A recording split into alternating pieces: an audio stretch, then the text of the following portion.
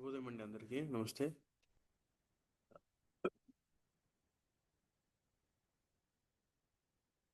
Good morning sir. నమస్తే master గారు. నమస్తే.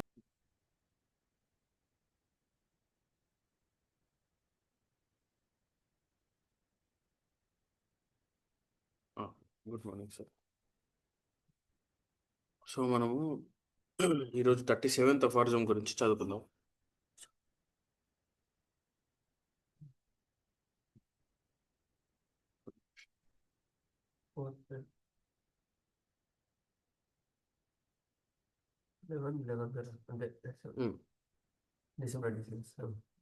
సో 37th అఫారిజంలో కూడా మనకి మాస్టర్ గారు ఈ క్రానిక్ డిసీజ్ ఎట్లా డీల్ చేయాలి, ఎట్లా పోతున్నాయి, ఎట్లా ఉంటాయి, దాన్ని అవి కంటిన్యూషన్గా ఎందుకు ఉంటున్నాయి అనేది కూడా చెప్తున్నారు అనమాట.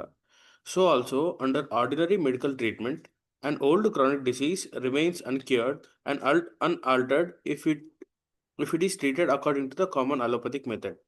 That is to say, with medicines that are incapable of producing in healthy individuals a state of treatment should a state of health similar to the disease, even though treatment should last for years and is not of too violent character. This is daily witnessed in practice. It is therefore unnecessary to give any illustrative examples. అంటే దీనికి ఏ examples ఇవ్వాలన్నా కూడా తెలియదు. ప్రతిరోజు చూస్తూనే ఉన్నాం మనము. అంటే క్రానిక్ డిసీజ్ ఉంటాయి కదా, క్రానిక్ డిసీజ్ ఏం చేయబడుతున్నాయి అలోపతిలో?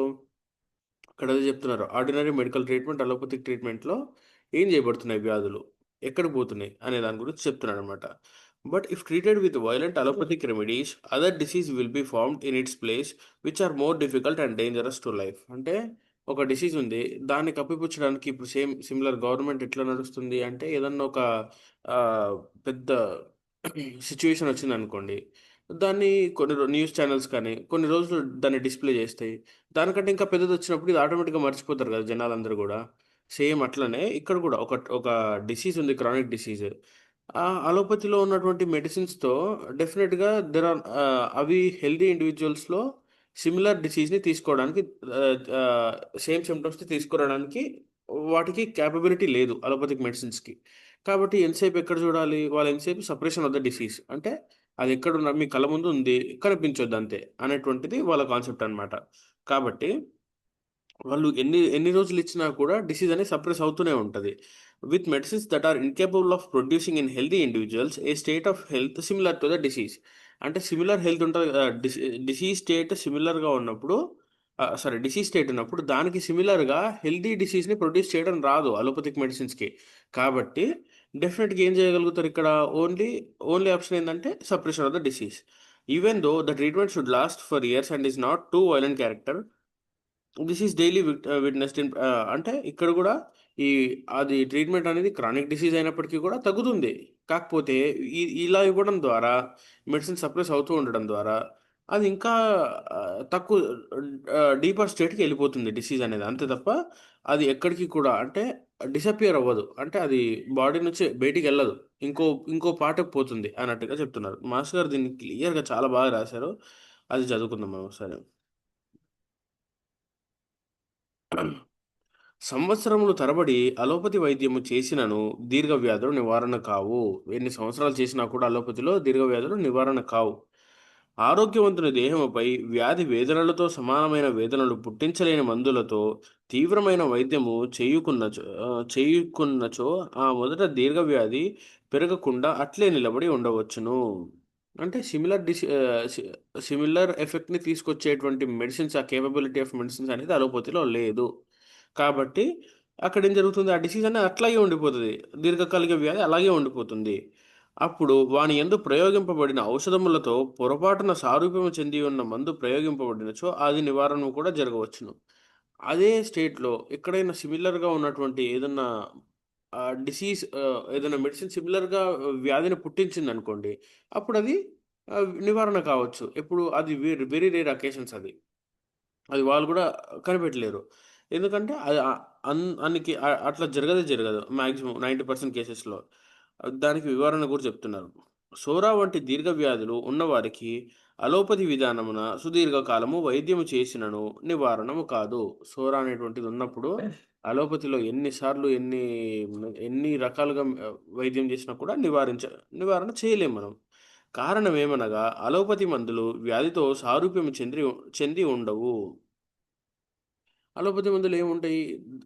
ఎప్పుడైనా సరే అలోపతి మెడిసిన్స్ అపోజిట్‌గానే ఉంటాయి. మీరు ఏ సిట్యుయేషన్ తీసుకున్నా సరే. ఏ 10, 15%లోనో కొన్ని సార్లు ఉండంలే, చూద్దాంలే అన్నట్టుగా అంటారు గానీ, మిగతా 85%లో మాత్రం ఇక్కడ దానికి అగెయిన్స్ట్‌గానే ఉంటది. వ్యాధి ఎట్లా ఉందో దానికి అగెయిన్స్ట్ ఇంకోటి తీసుకురావడం. ఫీవర్ ఉందా? యాంటీ ఏమంటారు? యాంటీపైరెటిక్స్ ఇస్తారు. యాంటీపైరెటిక్స్ ఇస్తే ఆ నిమిషానికి ఫీవర్ తగ్గుతుంది. పేషెంట్ అనేది వాడు చాలా హ్యాపీగా ఉంటాడు. ఎందుకంటే వాడికి ఆ నిమిషానికి వాడు వేరే సిట్యుయేషన్‌కి తీసుకెళ్లారు కాబట్టి. కానీ అది ఎక్కడికి పోతుంది? ఆ ఫీవర్ ఎటు పోతుంది అంటే మళ్ళీ 6 అవర్స్ తర్వాత బాడీ మళ్ళీ ప్రొడ్యూస్ చేస్తుంది.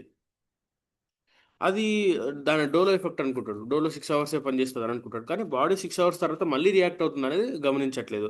అట్లా 4, 5 సార్లు చేసిన తర్వాత బాడీ ఓకే. నేనే సప్రెస్ అవుతా. ఆ డిసీజ్ అనేది అది నేను తర్వాత చూస్తాలే అని చెప్పేసి చెప్తదనమాట. కానీ అప్పుడు గూడా వాడికి అర్థం గాదు. అది తగ్గిందని అనుకుంటాడు. అలోపతి మందులు వ్యాధితో సారూప్యం చెంది ఉండవు. అదెప్పుడూ ఉండదు. అవి పుట్టించు సంచలనము దేహమందలి వ్యాధితో సామ్యము లేనిది గనుక వ్యాధి కన్నా తక్కువ బలము కలిగి ఉన్నచో ఎట్టి మార్పు పుట్టించదు. అవి పుట్టించు సంచలనము దేహమందలి వ్యాధితో లేనిది గనుక వ్యాధి కన్నా తక్కువ బలము కలిగి ఉన్నచో ఎట్టి మార్పు పుట్టించదు. అట్లు జరుగుచుండగా చాలా కాలము ఆ మొదట దీర్ఘవ్యాధి వృద్ధి చెందక నిలబడి ఉండవచ్చును.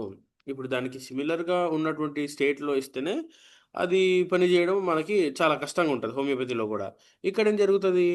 అసలు ఆహ్, వీడు ఇచ్చేటువంటి ఒక క్వెషన్ అడిగితే ఆన్సర్ ఇంకోటి చెప్పారనుకోండి ఏమైతది?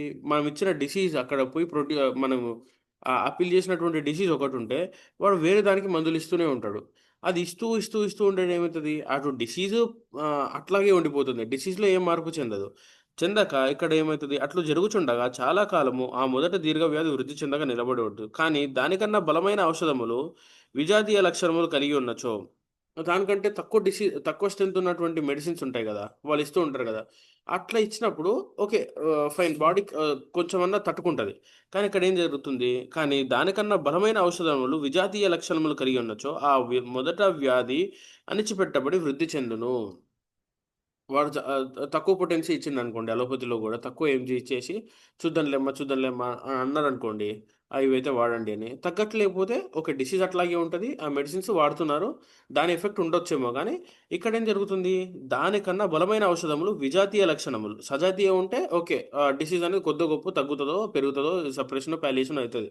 ఇక్కడేమైతుంది? దానికన్నా బలమైన ఔషధములు విజాతీయ లక్షణములు కలిగి ఉన్నచో ఆ మొదట వ్యాధి అణిచిపెట్టబడి వృద్ధి చెందును. అణిచిపెట్టబడి అంటే ఏంది? సప్రెషన్ జరుగుతది. విజాతీయ లక్షణములు ఇస్తే.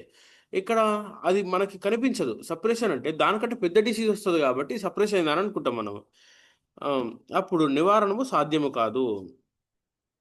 ఈ విజాతీయ లక్షణములు ఈ విజాతీయ ఔషధములను దుర్బలమైన వారిని వాడుచున్నంత కాలము ఆ మొదట వ్యాధి విజృంభింపకపోవచ్చును. అంటే దానికంటే పెద్దగా ఇప్పుడు మనం కింద పడ్డామనుకోండి. చిన్నగా మోకాలికి దెబ్బ తగిలింది. లేదంటే కాళ్ళకి బాగా రాసుకుపోయింది. కానీ తర్వాత మళ్ళీ 1, 2 డేస్ తర్వాత మళ్ళీ కింద పడి ఫ్రాక్చర్ అయింది. ఇప్పుడు ఆ చిన్న చిన్న దెబ్బలు కనిపిస్తాయా? కనిపించవు గదా! మనకంటే అసలు అవి మామూలుగా యాక్సిడెంట్ అయిన వాళ్ళకి కూడా ఏదైనా పెద్ద ఇంజ్యూరీ అయిందనుకోండి. చిన్న చిన్నవి అసలు వాళ్ళు పట్టించుకోరు. ఈవెన్ డాక్టర్స్ కూడా నెగ్లెక్ట్ చేస్తారు. పోనీలే అని అంటారు. వాళ్ళకి కూడా ఇంటికి పోయిన తర్వాత గుర్తొస్తాయి. ఇక్కడ అన్నీ కూడా దెబ్బలు తాకినాయి గదా! నాకన్నట్టుగా. అంటే అవన్నీ కనిపించవు. ఎందుకంటే దానికంటే పెద్ద డిసీజ్ ఒకటొచ్చింది.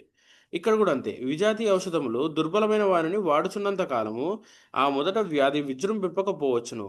అనుకోకుండా ఒక సారూప్య ధర్మము గల ఓకే. అంటే ఇక్కడ దానికంటే డిసిమిలర్ స్టేట్‌లో ఉన్నటువంటి మెడిసిన్స్ యూజ్ చేస్తున్నారు గాబట్టి ఫస్ట్ ఉన్నటువంటి సోరా అనేటువంటి వ్యాధి అట్లాగే ఉండిపోతుంది. ఉండిపోయి అది కనిపించదప్పుడు కొన్ని రోజులు. ఎప్పుడు దానికంటే పెద్ద డిసీజ్‌ని మనం వాడుతున్నాం రెగ్యులర్‌గా. దానికంటే పెద్ద మెడిసిన్స్ మనం వాడేసరికి ఇది కనిపించదు. తర్వాత అనుకోకుండా ఒక సారూప్యపు ధర్మము గల ఔషధము తగిలినచో పూర్తిగా నివారణము కూడా పొందవచ్చును. ఏదో హోమియోపతికొచ్చో లేదంటే ఇంకేదో కారణం చేత సిమిలర్ డిసీజ్ ఏజెంట్స్ మళ్ళీ ప్రొడ్యూస్ అయినాయనుకోండి.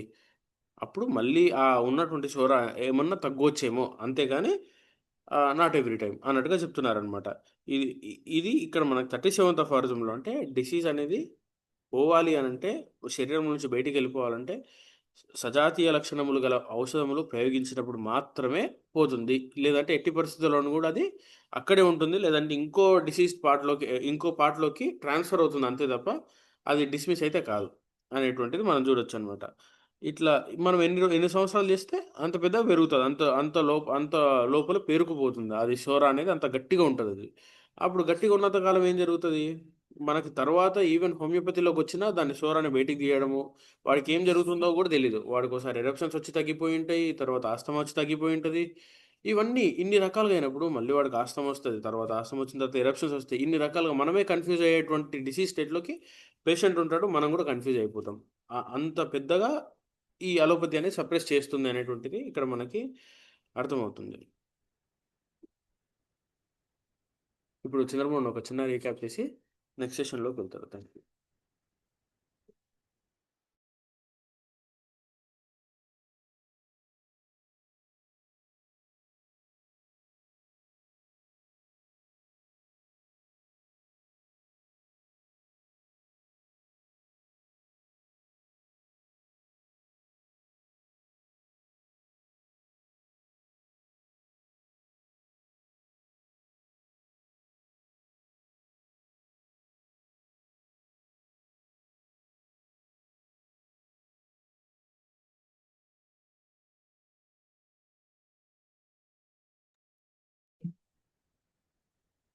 శుభోదయం. నమస్కారం. నమస్కారం. వాసుదేవ గురుగారు. నమస్తే మాస్టర్ గారు. వాసుదేవ. ఆచార్యమావాహయామి స్థాపయామి పూజయామి కృష్ణాచార్యమావాహయామి స్థాపయామి పూజయామి అందరిలోనూ నిన్నే చూస్తూ అంతర్యామిగా దర్శిస్తాం. అందరి ద్వారా నిన్నే వింటూ ప్రణవంగా మేం భావిస్తాం. జీవుల సేవను కావిస్తూ నీ పద సేవను ఆశిస్తాం. నీవేనేనని దర్శిస్తూ జీవిస్తూ మేం తరిస్తాం. ఆచార్యమావాహయామి స్థాపయామి పూజయామి కృష్ణమాచార్యమావాహయామి స్థాపయామి పూజయామి. శుభోదయం అందరికి.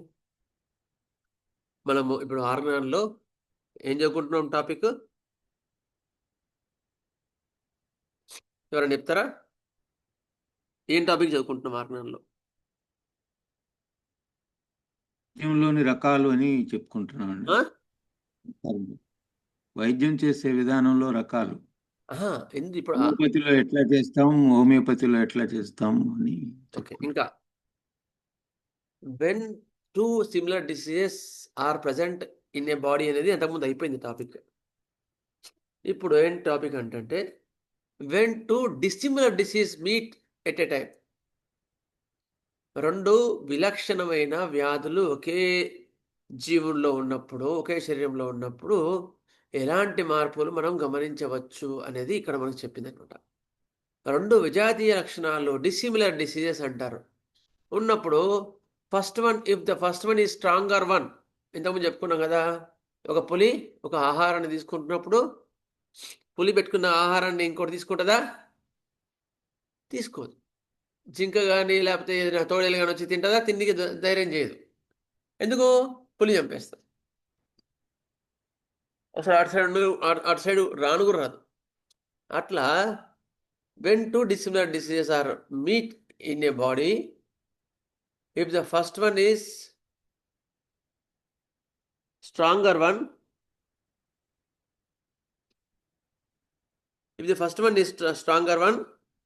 second one will not show any signs of that one. అంటే అది దాన్ని డిస్టర్బ్ చేయకుండా దీన్ని లక్షణాలని చూపిస్తూ ఉంటుంది అంతే. అది మనం డిసిమిలర్ డిసీజెస్లో ఫస్ట్ తరహా మనం చెప్పుకున్నాం ఇంతకుముందు కదా. అంతకు చెప్పుకున్న తర్వాత ఇక్కడ ఏం చెప్తున్నారు మనకి ఇవాళ ఒక ఒక దీన్ని మనకు వైద్య విధానంలో అప్లై చేసినారు. ఆయన గమనించింది, హనుమాన్ గారు గమనించింది. ఏం గమనించినారు అంటే ఒక వ్యాధి ఉన్నప్పుడు దానికి విజాతీయమైన లేకపోతే వ్యతిరేకమైన లక్షణాలున్న ఔషధాలని ప్రయోగించినప్పుడు టెంపరీగా ఇది ఏం చేస్తుంది, అంతకుముందున్న వ్యాధిని తగ్గించదు, టెంపరీగా సస్పెండ్ చేస్తుంది. సస్పెండ్ చేసి మళ్ళీ దీని ప్రభావం అయిపోగానే ఆ అంతకుముందున్న వ్యాధి ఇంకా బలంగా పెరుగుతుంది.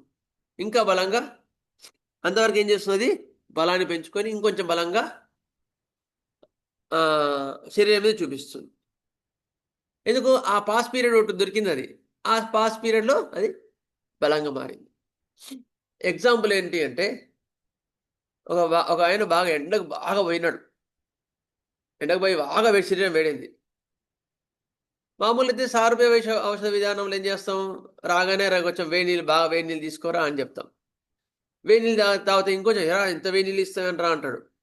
కొంచెం తాగరా, 2 నిమిషాలు ఆగరా అన్నాం అనుకో, తాగినప్పుడు కొంచెం వేడి ఉంటాయి, తర్వాత అబ్బా చల్లగా ఉందిరా, హాయిగా ఉంది అని 10 నిమిషాల తర్వాత హాయిగా ఉందిరా అని వాడికి ఎప్పటికీ హాయిగా ఉంటాడు. అది సారూప్య ఔషధ విధానం. అదే యాంటీపతి విధానంలో రాగానే అబ్బా ఎండకు వచ్చినవరా, చల్లని థమ్స్అప్ తాగరా అని ఫ్రిడ్జ్లో తీసి ఇచ్చినాడు అనుకో, అబ్బా తాగుతుంటే ఎంత హాయిగా ఉందిరా, స్వర్గంలాగా ఉంది అంటాడు. ఒక్క 5 నిమిషాలు అయిన తర్వాత, ఒక 2 నిమిషాలే, 5 నిమిషాలు తాగానే విపరీతమైన పోట్లు మంటలు, లేకపోతే కాలు గుంజి కాలు, ఒక 1/2 అవర్ 1 అవర్ అయిన తర్వాత విపరీతమైన నీరసం, తలనొప్పి, ఈ లక్షణాలను వస్తాయి. ఎందుకు వచ్చాయి, విజాతీయమైన వ్యాధి ఒకటి లోపల ఆపాదించబడింది, దానికి ప్రతిక్రియగా శరీరం అన్నీ చేస్తుంది. అయిన తర్వాత మళ్ళీ అసలు వ్యాధి అట్లే ఉంటుంది. ఇది ఇట్లా విజాతీయం, యాంటీపతి మోడ్ ఆఫ్ ట్రీట్మెంట్ ఎట్లా ఉంటుంది. అదే ఒక ఆయన ఫంక్షన్ పోయినాడు, బజ్జీలు తిన్నాడు, బజ్జీలలో ఏదో పడంది కలపబడింది. శరీరం ఏం చేయాలి, దానికి అప్పుడు ఏం చేయాలి, ప్రతిక్రియ చేయాలి. ప్రతిక్రియ అంటే ఏం చేస్తుంది, బయటికి ఎక్స్పెల్ చేస్తుంది. ఓకే, ఎట్లా అవుతుంది, వామిటింగ్ కానీ లేకపోతే మోషన్ కానీ. గుడ్. వామిటింగ్స్ కానీ మోషన్స్ చేసి వాడిని కాపాడాలని ప్రయత్నం చేస్తుంది కదా. అంటే మంచిదా చెడుదా వామిటింగ్స్ ఇప్పుడు? మంచివే మాస్టర్ గారు, చెడును బయటికి తీసేస్తుంది కాబట్టి. ఇది ఒక వ్యాధి అనుకోదాం, సరే ఇది ఒక వ్యాధి, వాంతులు అనేది ఒక వ్యాధి. ఇప్పుడు ఏం చేయాలి మనము, సారూప్య విషయం పక్క పెడతాం, ఎందుకంటే సారూప్య విషయంలో దానికి సిమ్టమ్స్ సిమిలారిటీ చూసుకొని ఇస్తే తగ్గిపోతే ఒకటి. యాంటీపతి ఇవాళ అఫార్జంలో చెప్పుకునేది ఏంటంటే, యాంటీపతి అంటే వామిటింగ్స్ ఆపడానికి ఒక మంది వేసినాం, మోషన్స్ ఆపడానికి ఒక మంది వేసినాం. అప్పుడేమవుద్ది, ఒక బలమైన వ్యాధి ఉన్న శరీరంలో వ్యాధి ఉన్నప్పుడు ఇంకో బలమైన వ్యాధి వచ్చినప్పుడు అది టెంపరీగా సస్పెండ్ చేస్తుంది, అంటే వామిటింగ్స్ ఆగిపోతాయి. అయిపోయిన తర్వాత అమ్మా ఏం మంది ఇచ్చినావు సార్ మీరు, ఇయ్యంగానే బల తగ్గింది వామిటింగ్స్ అని క్రెడిట్ మొత్తం డాక్టర్కి పోతుంది. డాక్టర్ ఇక్కడ మంచోడు, చాలా మంచోడు, గ్రేట్ డాక్టర్. అయిన తర్వాత మళ్ళీ వామిటింగ్ స్టార్ట్ అయింది ఒక 1/2 డే. ఒకవేళ వీడి యొక్క ప్రాణశక్తి మామూలుగా వీక్గా ఉంటేనేమో వామిటింగ్స్ కావు, మళ్ళీ ప్రాణశక్తి బలంగా ఉందనుకో వైటల్ ఫోర్స్, అరే ఏం తిక్కోను లోపల బజ్జీలకు సంబంధించిన విషయం ఉంది, అట్లే ఉంచుకుంటావా లోపల, అది విషయం మారదా, ముందు ఇది మళ్ళీ వాంతి అని శరీరం ప్రాణశక్తి చెప్తుంది. చెప్పినప్పుడు మళ్ళీ వామిటింగ్స్ స్టార్ట్ అవుతాయి, ఇప్పుడు కొంచెం బలంగా స్టార్ట్ అవుతాయి. అప్పుడు ఏం చేయకుంటాడు, అమ్మో మామూలుగా అంతకుముందు వామిటింగ్స్కి ట్యాబ్లెట్ వేస్తే పని చేయలేదు, ఇప్పుడు పెద్ద ట్యాబ్లెట్ వేయాలి, ఇంకా పవర్ఫుల్ వేయాలి అని ఇంకొంచెం పవర్ఫుల్. ఇక్కడ ఏంది, యాంటీపతి. ఇక్కడ వామిటింగ్స్ అవుతున్నాయి, వామిటింగ్స్ ఆపాలి అంతే వాడి యొక్క ఉద్దేశం. కానీ వామిటింగ్స్ ఎందుకు అవుతున్నాయనే పాయింట్ పట్టించుకోరు, ఇంకొంచెం పవర్ఫుల్ ట్యాబ్లెట్ ఇచ్చి ఇంకొంచెం పవర్, ఇంకా పవర్ఫుల్ స్టీరాయిడ్తో కూడా కల్పించినాడు. ఇక ఏం చేస్తుంది వామిటింగ్స్? అయిపోతుంది, తెచ్చినట్టు అయిపోతుంది. ఆగిపోయిన తర్వాత ఏం జరిగింది? ఇప్పుడు కొన్ని సంవత్సరాలు ఇప్పుడు మళ్ళీ వామిటింగ్స్ అవుతున్నాయి, మళ్ళీ మోషన్స్ అవుతున్నాయి. ఇప్పుడు ఏం చేయారు? ఇంకొంచెం పెద్ద మంది హైదరాబాద్లో డాక్టర్ ఎంట్రాలజిస్ట్, గ్యాస్ట్రెంట్రాలజిస్ట్ ఉన్నాడు, ఆయన దగ్గరికి వెళ్దాం. ఆయన దగ్గరికి పోయినాడు. ఆయన పోయిన తర్వాత స్కానింగ్ చేసినారు, ఎండోస్కోప్ చేసినారు, కొలనోస్కోప్ చేసినారు, అన్ని నార్మల్గానే ఉన్నాయి కదా. ఇదే జరిగే ప్రక్రియ. మరి వామిటింగ్స్ ఎందుకు అవుతున్నాయో అర్థం కాలేదు ఇప్పుడైతే. ఎందుకంటే ఇనిషియల్ స్టేజ్ కదా, ఇంకా డిసీజ్ అనేది ప్యాథాలజీని ఎంట్రీ చేసుకోలేదు, ఓన్లీ ఫంక్షనల్ స్టేజ్లోనే ఉంది. పోయినాడు. పోయిన తర్వాత ఏం చేసినాడు? ఒక ట్యాబ్లెట్ పెట్టేసి రోజు పొద్దున్నే ఈ ట్యాబ్లెట్ వేసుకోమని 10 రోజులు వేసుకోవచ్చు. 10 రోజులు వామిటింగ్స్ మోషన్స్. ఇక రోగం ముదురుతున్నట్ట తగ్గుతున్నట్ట? రోగం ముదురుతుంది సార్. రోగం పెంచుతున్నట్ట తగ్గించినట్ట? పెరుగుతుంది సార్. పెంచుతున్నట్టు సార్. అలా అట్లా దాదాపుగా 8-10 ఏళ్ళ నుంచి అటువంటి టాబ్లెట్స్ వాడే వాళ్ళని చాలా మంది తెలుసు నాకు. ఆ టాబ్లెట్ మానేస్తే మోషన్స్ అవుతాయి, వామిటింగ్స్ అవుతాయి. అంటే రోగాన్ని విపరీతంగా పెంచేసి ప్రాణశక్తిని డౌన్ చేసినాడు. గుర్తుపెట్టుకో. అట్లా అట్లా అట్లా అట్లా వ్యాధి పెరిగింది. అప్పుడు వీడు పర్మనెంట్గా రోగి అయిపోయినాడు. అదే అప్పుడే అర్థం చేసుకొని ఆ చిన్న స్టెప్లోనే సారూప్య ఔషధం విచారించితే ఈ మంది ఈ లొల్లే లేకపోతుండే. అట్లా వ్యతిరేక విధానంలో వాడికి జరిగే నష్టం చాలా ఎక్కువ, వ్యాధి తగ్గదు. తర్వాత కొన్ని రోజుల తర్వాత కాల్షియం, ఆస్టియో ఆర్థరైటిస్, మోకాళ్ళు అరుగుతాయి దానివల్ల, ఎందుకో వ్యాధి పెరుగుతుంది.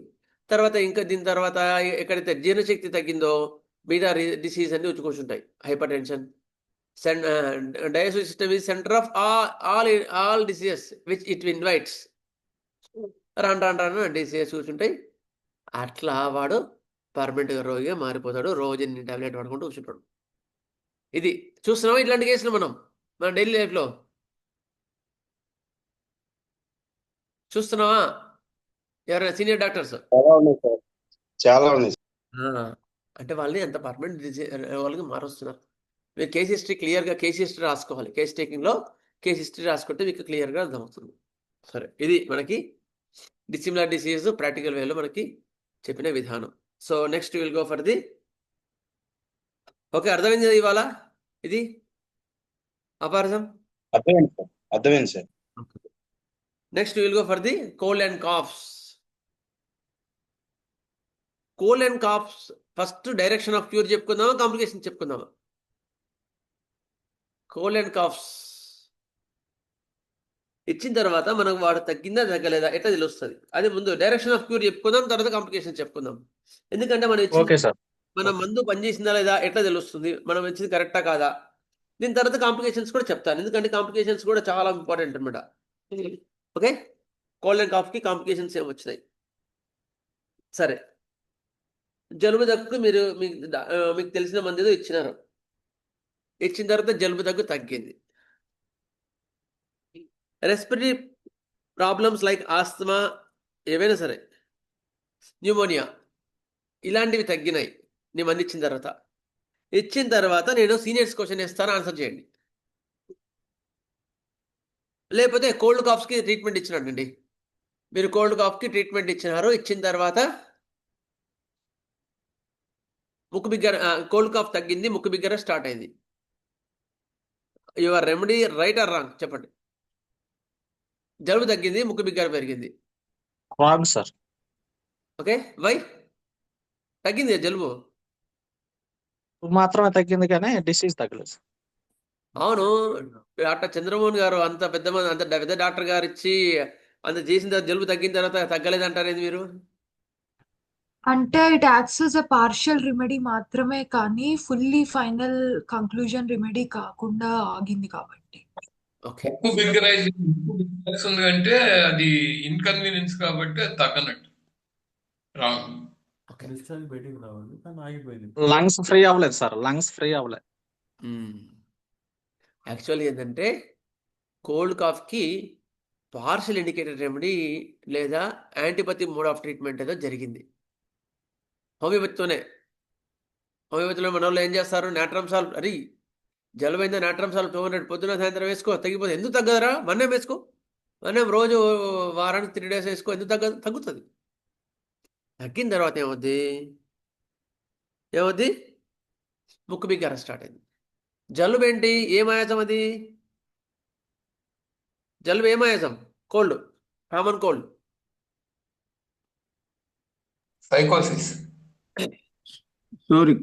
సోరిక్. ఓకే, జలుబు అనేది డిశ్చార్జ్, ఇన్ఫ్లమేషన్ కదా, సింపుల్ ఇన్ఫ్లమేషన్, సోరా. అయిన తర్వాత నీ మంది ఇచ్చిన తర్వాత ఏమైంది, ముక్కు బిగ్గర స్టార్ట్ అయింది. అడినాయిడ్స్, ముక్కు బిగ్గర అంటే adenoids are closing of the nose. అంటే ఇక్కడ ఏమైంది, డిసీజ్ పెరిగిందా తగ్గిందా, అది ఏమాయాసం, ఇది అడినాయిడ్స్, సైకోసిస్. సో నీ మంది ఇచ్చిన తర్వాత సోరా తగ్గి సైకోసిస్ పెరిగింది. సో డిసీజ్ తగ్గినట్ట పెరిగినట్ట, పెరిగింది. లోవర్ లెస్ మయాసం తగ్గి హయ్యర్ మయాసం పెరిగింది. చిన్న మయాసంపై పెద్ద మయాసం వచ్చింది కదా, అంటే డిసీజ్ పెరిగినట్టు గుర్తుంచుకో. అప్గ్రేడ్. నీ మందు డాక్టర్ గారికి వస్తే జలుబు మాత్రం సూపర్ తగ్గించినారు సార్, ఆ డాక్టర్ ఎంత మంచోళ్ళు అనేది అంత మంచోళ్ళు, కానీ ముక్కు బిగ్గర మాత్రం ఎందుకో సార్ ఈ మధ్య ఏమో నేను డస్ట్ కొడుతున్నందుకు వచ్చిందేమో సార్, మళ్ళీ మందు ఇవ్వండి అని వస్తాడు. అంటే రామారావా నేను మందు తప్పించారని చూసుకొని జాగ్రత్తగా ఉండాలి, జాగ్రత్తగా. అందుకోసం చెప్తున్నాను. ఒకవేళ మీరు సీనియర్స్ అయితేనేమో జాగ్రత్తగా ఉండి ప్రిస్క్రిప్షన్ మార్చుకోండి, కాన్స్టిట్యూషనల్గా ఎట్లా చూసుకొని దాన్ని బట్టి చేసుకోండి.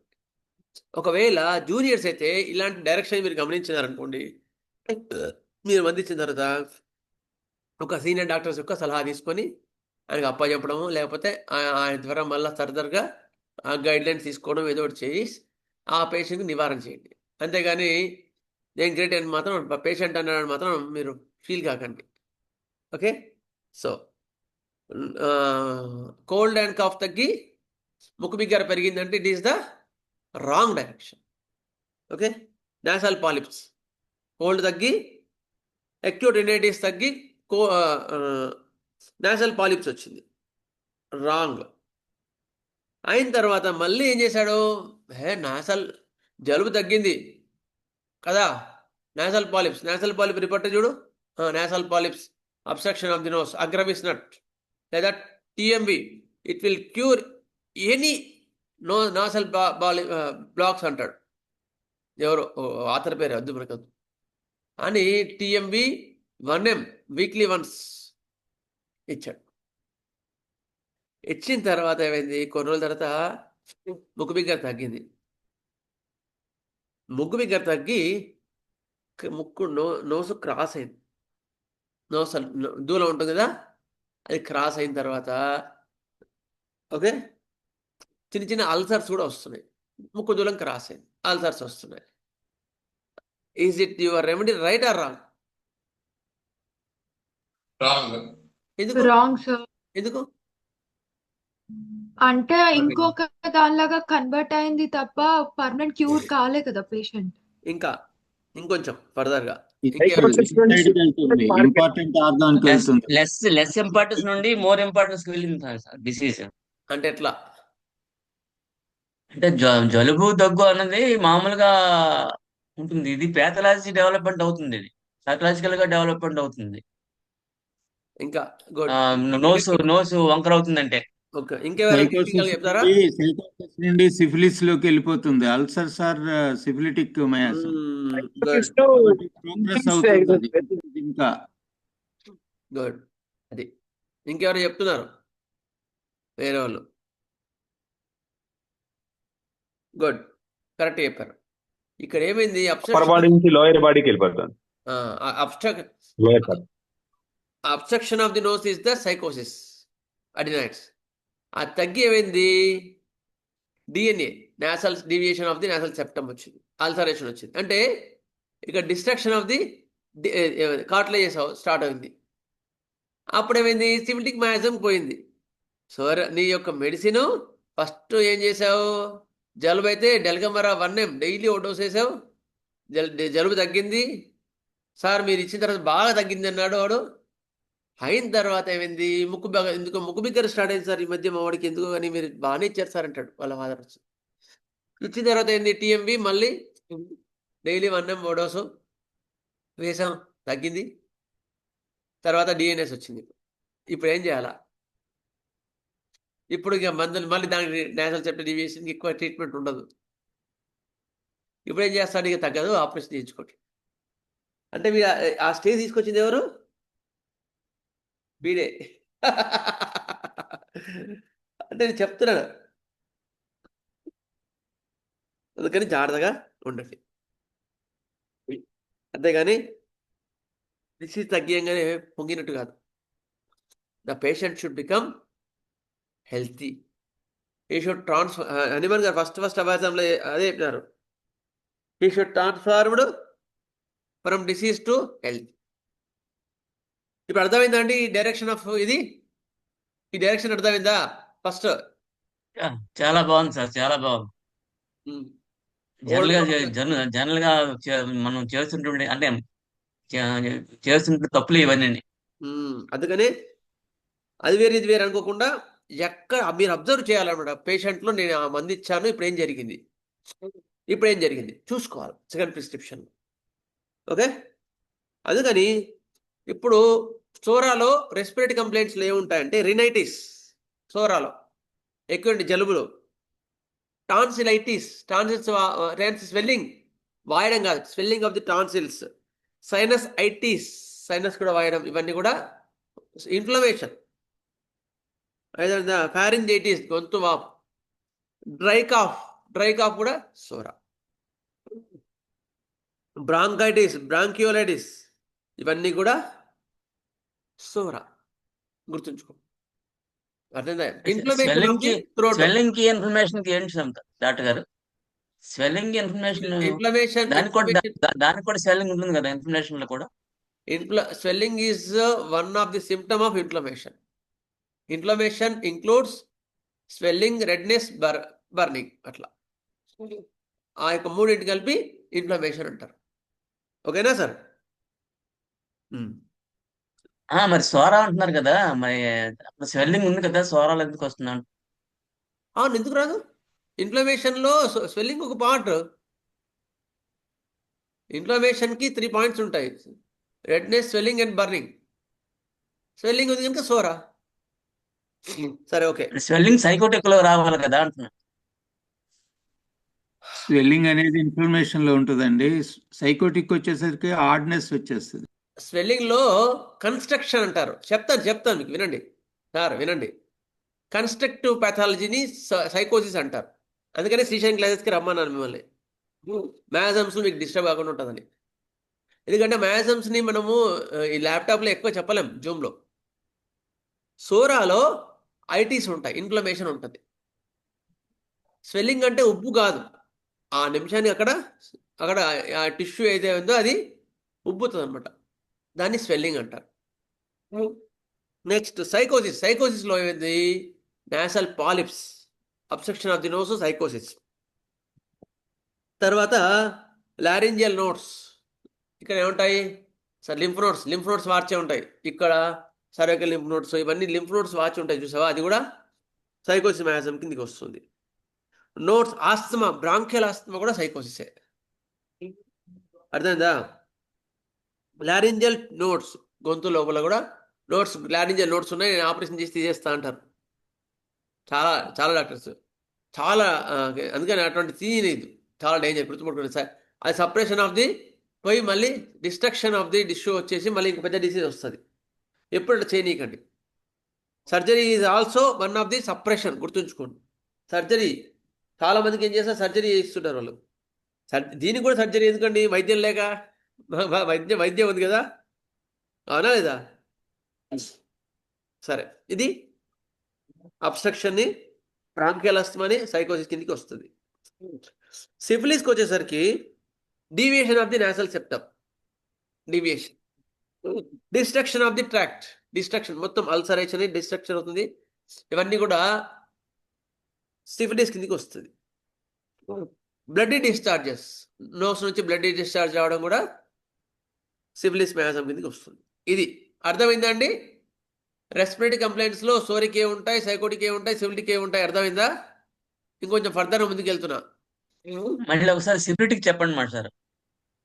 Destruction of the nose septum, okay. Destruction అయిపోతుంది, అల్సర్స్ వస్తూ ఉంటాయి లోపల కూడా. అర్థమైందా? Next destruction of the tract, మొత్తం కూడా డిస్ట్రక్షన్ వచ్చేసి మీకు బ్లడ్ డిశ్చార్జెస్ కూడా ఉంటాయి సిఫిలిస్లో, అవన్నీ కూడా. ఓకే, ఇదన్నమాట. థ్యాంక్ యూ సరే, సార్. ఇది సోరా సైకోసిస్ సిఫిలిస్. అయిన తర్వాత ముక్కు బిగ్గర తగ్గి, నీ మంది ఇచ్చిన తర్వాత ముక్కు బిగ్గరకు టీఎంవి ఇచ్చినాడు. ఇచ్చిన తర్వాత మెల్లమెల్లగా ఆయాసం వచ్చి న్యూమోనియా స్టార్ట్ అయింది. Your remedy right or wrong చెప్పండి. ఎందుకు? ముక్కు బిగ్గర తగ్గింది కదా. దానికంటే పెద్ద డిసీజ్ వచ్చింది. అయ్యో డాక్టర్ గారు ఇచ్చారు తగ్గిపోయింది అని చెప్తారు. లంగ్స్ ఎఫెక్ట్ అయిపోయినాయి పూర్తిగా. This is going towards more dangerous and more vital organs. Disease is travelling by your treatment. నీ యొక్క వైద్యం వల్ల జరిగింది. అది గుర్తుంచుకోండి. జూనియర్స్కి ఇలాంటి వైద్యం లోపల జరుగుతుందంటే కొంచెం ఒళ్ళు దగ్గర పెట్టుకొని అప్పుడు సీనియర్ డాక్టర్స్కి ఇవ్వండి. అంతేగాని ఈగోలు పెట్టుకోకండి. ఈగోలు పెట్టుకొని నేనే గ్రేడ్ అని, ఆల్రెడీ ఇంతకుముందు జలుబు ఇచ్చిన తగ్గింది సార్, డెల్కెమెరా ఇచ్చిన తర్వాత 1 ఇచ్చిన తర్వాత మొత్తం తగ్గిపోయింది. డెల్కెమెరా 630 ఇచ్చాం, బాగా తగ్గిపోయింది సార్. లేకపోతే బ్యాసిలిన్ కూడా వేసాను తగ్గింది. మళ్ళీ మీరేం సార్ ఇట్లా అంటుంటారు, అంత పెద్ద డాక్టర్ నేను అనుకోకండి. అర్థమైందా? ట్రీట్మెంట్ ప్యాటర్న్ వేరు, అబ్జర్వేషన్ వేరు. అది చూసుకొని మీరు అలర్ట్ కాకండి, ఈగోలు పెట్టుకోకండి. అదే చెప్తున్నాను. అన్ప్రిజుడైజ్డ్ అబ్జర్వర్, అది గుర్తుంచుకోండి. నెక్స్ట్ సరే, ఇది అనమాట. ఓకే, సరే మీకు కేసు చెప్తా వినండి. సో ఇది ఒక theory. A patient is now an antidote for catarrh or ఆర్స్గార్లో మరి బ్లాడా ఓరియంటల్ యాసే బ్రాంకోడైలేటర్.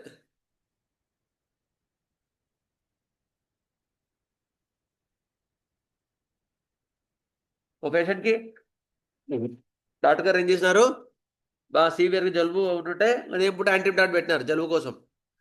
తర్వాత ఆయాసం ఉంటే ఆర్స్గార్లో 30 మధ్యాహ్నం, లాటా మొదటి రాత్రి ఆయాసాన్ని ఇట్లా పెట్టినారు. It is rare that the patient on such a treatment ever response favourably. Hence the homeopathy feature advise to take up health Asthalin syrups or tablets, theo, ఇవన్నీ కూడా సరే తగ్గట్లేదని చెప్పేసి అలోపతి డాక్టర్ పంపించినారు.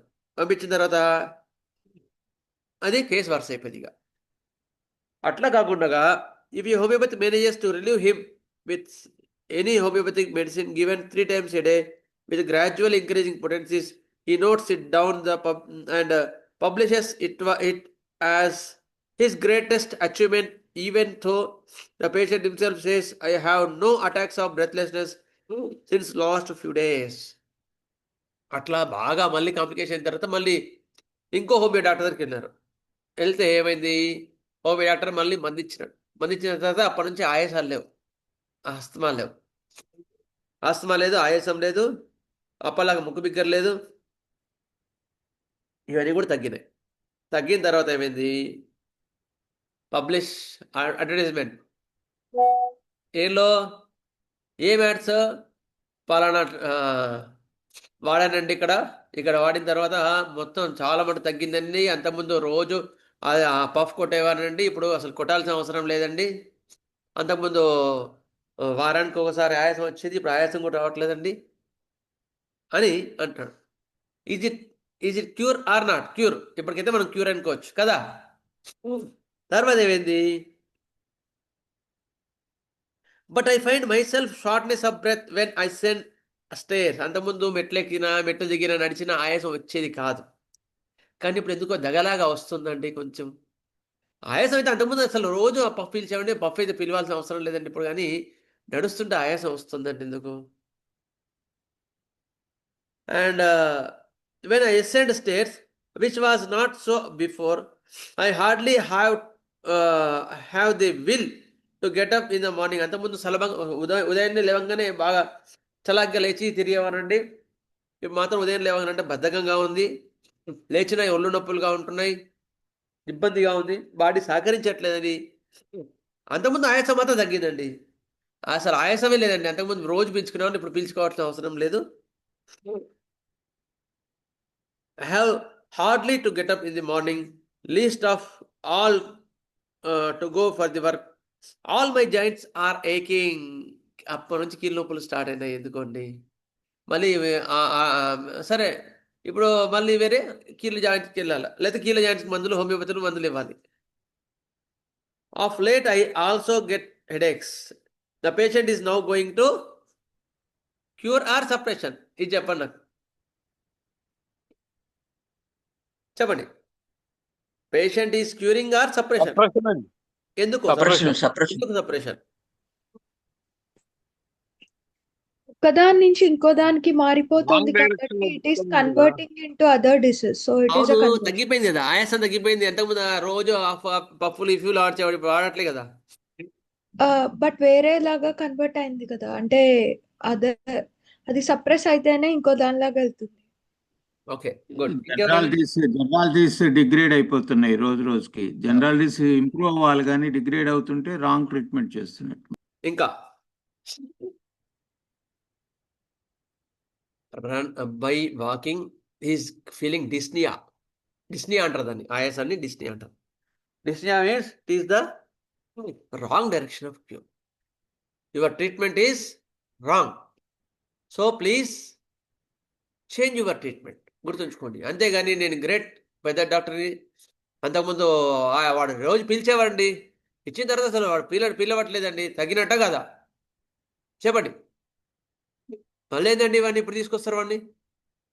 ఇప్పుడు ఆయాసం వస్తుందంటే మనం చూసుకొని తీసుకోవాలి మందు, దానికి వేరే మంది వేయాలి, అంతేగాని అని అనొద్దు మనం. అర్థమైందా సార్? సార్ నేను అనిల్ బాబు సార్.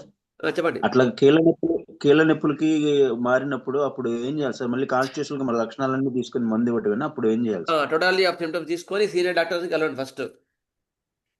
సీనియర్ డాక్టర్ తీసుకొని వాళ్ళ ఎక్స్పీరియన్స్ మీద కాన్స్టిట్యూషనల్ రేట్ పడవా ఏంటంటే చూసుకోండి, అట్లా చేయండి. Okay sir. మనకు తెలిసినంత పరిధిలో మనం మంచి చేయండి, వాళ్ళ ద్వారా ఫర్దర్గా నేర్చుకోండి, వాళ్ళ పాదాల ద్వారా, మాస్ గారి పాదాల ద్వారా నేర్చుకోండి. ఇంకెవరైనా?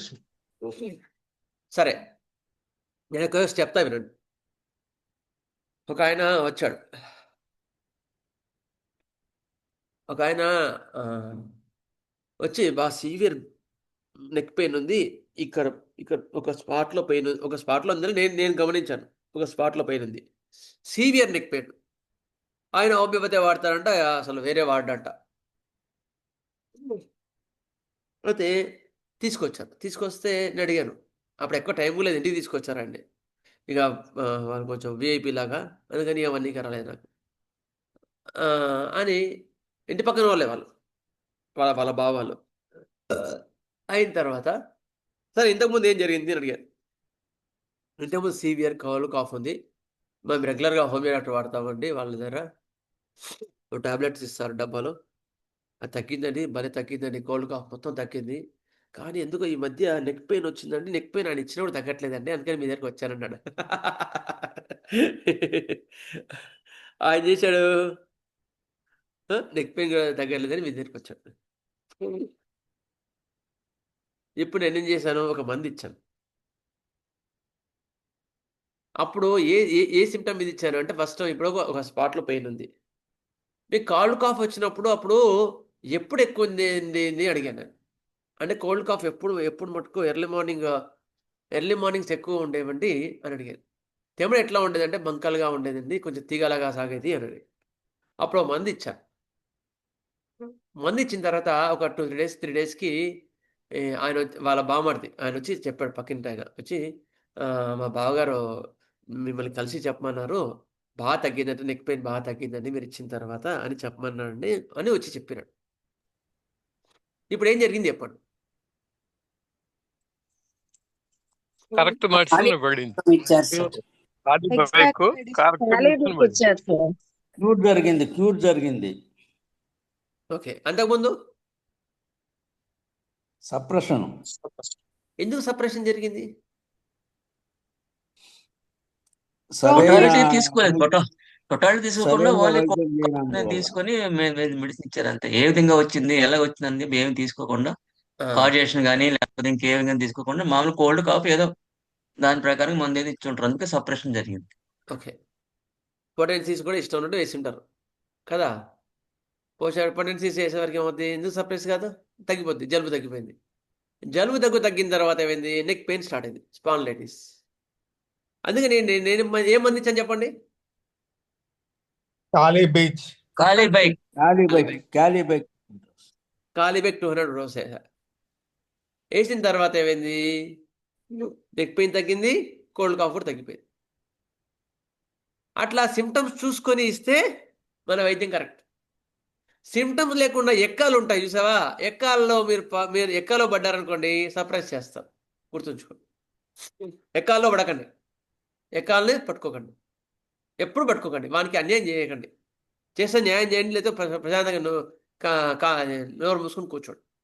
నిజం, ఎందుకంటే చేస్తే న్యాయం చేయాలి, లేకపోతే ఊరుకోవాలి.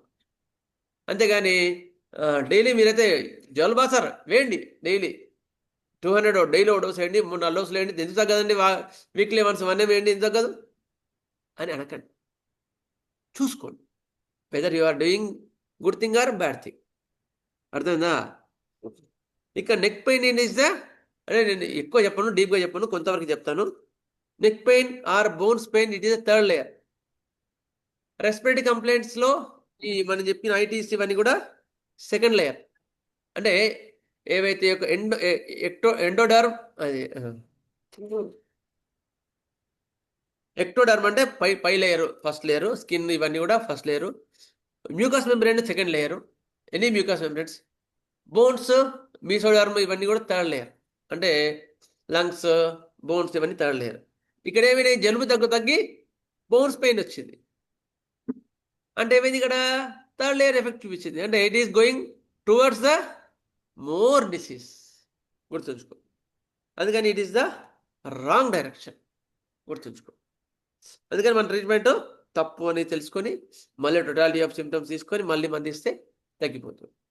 ఓకేనండి, అర్థమైందా ఇప్పుడు క్లియర్గా? Yes, sir. సిమ్టమ్స్ సిమిలర్గా ఇస్తే మనం చేసేది కరెక్ట్ అవుతుంది. సిమ్టమ్స్ లేకుండా ఎక్కాలు చూసి ఇస్తే మాత్రం సపరేషన్ అవుతుంది. అది గుర్తుంచుకోండి. ఆ బుక్లో చూసేయండి, జలుబుకు డెల్కమరా చెప్పారండి, డెల్కమరా ఇస్తే తగ్గిపోయిందండి అనకండి, తగ్గినా కూడా డేంజరే. అయితే డాక్టర్స్ యాక్సెప్ట్ చేయరు దాన్ని. అట్లా అనుకుంటారు. యాక్సెప్ట్ చేసినా చేయకపోయినా పేషెంట్ మాత్రం అన్యాయం చేయకండి. Okay, next sir. ఇప్పుడు మీరు ఇచ్చిన ఖాళీ బైక్ లో అది 6 నుంచి కాక డైరెక్ట్ 200 ఎందువల్ల ఇచ్చినట్టు సార్ తెలుసుకుందాం సార్. సార్ మీరు కొంచెం ప్రాక్టీస్లో డెప్త్ వెళ్తే తెలుస్తుంది సార్. Okay sir. ఇది chronic disease since very long and plane of potencies is 200 should be అట్లా. Okay okay okay. Next, respiratory problems like asthma disappears. Asthma తగ్గింది, రెస్పిరేటరీ కంప్లైంట్స్ ఆస్తమా తగ్గింది. Asthma తగ్గి dry cough starts. Asthma తగ్గి dry cough start అయింది. అంటే మీకు చెప్తాను case. ఒక ఆయనకి సివియర్ ఆయాసం ఉన్నది, బ్రాంకియల్ ఆస్తమా. పడుకుంటే ఆయాసం, అసలు పడుకోలేకపోతున్నాడు. లెక్సిస్ 200 ఇచ్చానికి, లెఫ్ట్ సైడ్ ఆయాసం విపరీతం ఉంది, మిగతా కంప్లైంట్స్ అని సరిపోయి లెక్సిస్ 200 ఇచ్చాను. లెక్సిస్ 200 ఇచ్చిన తర్వాత సివియర్ కాఫ్ వచ్చింది. ఎంత కాఫ్ వచ్చింది, అంత కాఫ్ వచ్చింది. నేను లంగ్స్ చెక్ చేశాను. లంగ్స్ చెక్ చేస్తే కూడా అంతకుముందు సివియర్ న్యూమోనియా ఉండే, అవన్నీ తగ్గిపోయినాయి. కానీ ఆగకుండా దగ్గు, అసలు తట్టుకోలేకపోతున్నాడు, అంత దగ్గు వస్తుంది. Is it right remedy or wrong remedy చెప్పండి. Very very very right remedy sir. ఇంకెవరైనా మిగతా వాళ్ళు? It can be wrong as well because sir ఒకటి నుంచి ఇంకో దానికి వెళ్ళడం. గుడ్. ఇంకా రైటా రాంగా? చెప్పండి చెప్పండి. Right sir. Right. Why right? Subject నేర్చుకుందాం, తప్పేం లేదు. తప్పు చెప్పడం కూడా తప్పేం లేదు, గుర్తుంచుకోండి. ప్లమ్ని బయటికి తోస్తా. కరెక్ట్. బయటకు తోస్తా సార్. కరెక్ట్ చెప్పారు. నేను చెప్తాను, తర్వాత నేను ఎక్స్ప్లెయిన్ చేస్తాను. బాగుంది, ఇంకా చెప్పారు. ఇంకా ఇది ఒక థియరీ. ఇంకా సరే నేను చెప్పేస్తాను. ఇన్నర్ లేయర్ నుంచి అవుటర్ లేయర్ కి వచ్చింది sir. Exactly correct. Inner layers, when there is disease in the vital organs, it was cured. అర్థందా? దొంగ దేవునింట్లో ఉంటే మంచిదా, లోపల ఇంట్లో ఉంటే మంచిదా, కంపౌండ్లో ఉంటే మంచిదా? రెండిట్లో ఏది బెటర్? కాంపౌండ్ అవుటర్ లేయర్ లో ఉంటే మంచిది కదా అన్నప్పుడు ఇక్కడ ఏమైంది? న్యూమోనియా కానీ ఆస్తమా తగ్గి కాఫ్ వచ్చింది. Cough is the outer layer ఇక్కడ కదా. Is it right direction or wrong direction? కరెక్టా తప్ప? సీనియర్స్ చెప్పండి. Right direction sir. Right sir. Right sir. అది. ఇంకోటి ఏంటంటే కాఫ్ డెఫినేషన్ ఏంటంటే it is the protective mechanism which will come to expel the sputum. స్ఫుటాన్ని బయటికి తెప్పడానికి వస్తుంది అనమాట. అందుకని స్ఫుటాన్ని బయటికి రావాలంటే కాఫ్ రావాలి, న్యూమోనియా తగ్గాలంటే కాఫ్ ఉండాలి. కాఫ్ లేకుండా న్యూమోనియా ఎట్లా వస్తుంది? బయటకు వస్తే వస్తుంది, బాడీ ప్రొటెక్టివ్ ఏదైతే ఉంటుంది కదా. అట్లా కాఫ్ వచ్చి మిగతా ఉన్న తెమ్మని మొత్తం బయట తప్పి న్యూమోనియా బాగా తగ్గుతుంది. It is the right direction of cure, గుర్తుంచుకో. న్యూమోనియా తగ్గి లేదా ఆస్తమా తగ్గి కాఫ్ వచ్చిందంటే it is right direction. Okay, inside out, hence very good treatment. Your treatment is right. అవసరాన్ని బట్టి ఒకవేళ మళ్ళీ అవసరం ఉంటే రిపీట్ చేయండి, లేకపోతే అవసరం వదిలేయండి. 1 డేలో అదే తగ్గిపోద్ది. ఓకేనా? Next, bronchial asthma disappears, sneezing starts. Sir patient రాగానే, అంతకుముందు ఆస్తమా కోసం రెగ్యులర్గా వచ్చేవాడు ఒక ఆయన అబ్బాయి. వచ్చి రాగానే వాళ్ళం ఏముంటుంది, సార్ రోజు పొద్దున్న లేసి తుమ్ముతూనే ఉన్నాడు సార్. మీరు మంది ఏ మంది ఇచ్చేస్తారు, మీరు పొద్దున్న లేసి తుమ్ముతూనే ఉన్నాడు సార్. తుమ్ములు ఒకటే తుమ్ములు అంటాడు. సరే నేనేం చేస్తాను, ఆగమ్మా అని చెప్తా. ముందు వాడు మాట్లాడి పేషెంట్ మాట్లాడట. అరే ఎట్లా ఉందిరా, ఏందిరా ఎట్లా ఉంది అంటే, సార్ అంతకుముందు ఆయాసం విపరీతంగా ఉండేది కదా సార్, ఇప్పుడు ఆయాసం తగ్గింది, కానీ తుమ్ములు మాత్రం ఉన్నాయి సార్, బాగా పొద్దు లేసే తుమ్ముతూనే ఉన్నాడని వాళ్ళ అమ్మ చెప్తుంది. ఎందుకంటే సైకోటిక్ మ్యాసం వాడికి ఎక్కడో వస్తాయి, ఇక్కడ నుంచి వస్తాయి కదా. అది ఆమె చెప్పదు, తగ్గేది చెప్పదు. సైకోటిక్ మ్యాసం హైడ్ చేస్తుంది, చేసి ఇబ్బంది ఉన్నది మాత్రమే చెప్తుంది అక్కడ. అయిన తర్వాత విపరీతం తుమ్ములుతున్నాయి సార్ అన్నాడు. Is it right direction or wrong direction? చెప్పండి. Right direction. ఎందుకు? ఎందుకంటే తుమ్ములు అంటే బయటికి ఎక్స్పెల్ చేస్తుంది. ఆయాసం తగ్గింది, ప్రధానమైన కాజేసిన ఆయాసం తగ్గింది. Inner to out. ఆయాసం తగ్గి తుమ్ములు వచ్చినాయి. గుడ్ సైన్, గుర్తుంచుకోండి. చెప్పాలా, కొంచెం భరించండి అని చెప్పాలా. లేకపోతే మంచినీరు రాసుకోమ్మా, రాత్రి కూడా మంచినీరు రాసుకోండి. కాకపోతే 60 వాట్స్ బల్బు రూమ్ వెచ్చగా చల్లగా ఉంది కదా. మాకైతే చల్లగా ఉంది సార్ మా సైడ్. మీ సైడ్ ఎట్లా ఉంది? మాకు చల్లగా ఉన్నాడు సార్, చాలా చల్లగా ఉంది సార్, చాలా చల్లగా ఈ రోజు చల్లగా ఉంది. విపరీతంగా ఒక 3 రోజులు పడిపోయినాయి ఒక 3 టెంపరేచర్స్. రోజులు బట్టి చాలా చల్లదనం ఉందండి, విపరీతమైన చల్లదనం వచ్చింది. మాకు కాబట్టి సైక్లోన్ వార్నింగ్ ఇచ్చున్నారు, నిన్న లేదు, ఈ రోజు కనపడుతున్నారు సార్, చల్లగా బాగా చిల్లీగా ఉంది. అదనమాట.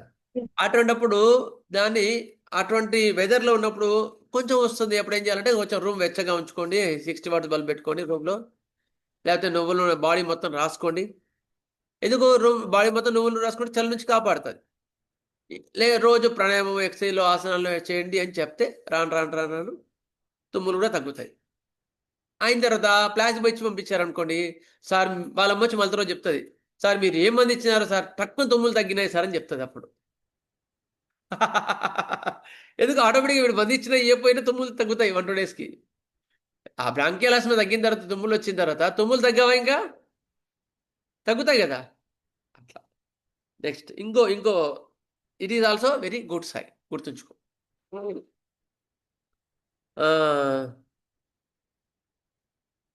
Asthma sneezing stops.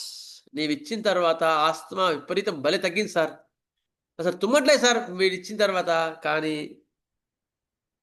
మా అమ్మవాడు మీరు చాలా మంచి ట్రీట్మెంట్ ఇచ్చినారని వాళ్ళ అమ్మ వచ్చి చెప్తుంది సార్.